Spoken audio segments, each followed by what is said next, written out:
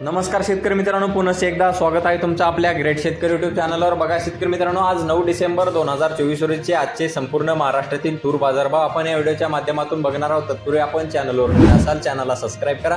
चला तर मग प्रत्यक्ष व्हिडिओला सुरुवात करूया। बघा शेतकरी मित्रांनो, कृषी उत्पन्न बाजार समिती हिंगणघाट या ठिकाणी अवकालेली 63 क्विंटल, जास्तीत दर 8490 रुपये क्विंटल आणि सर्वसाधारण दर 8150 रुपये क्विंटल जात आहे लाल तूर। बघा तसे पुढील बाजार समिती वाशिम या ठिकाणी अवकालेली 300 क्विंटल, जास्तीत दर 9600 रुपये क्विंटल, सर्वसाधारण दर 9500 रुपये क्विंटल जात आहे लाल तूर।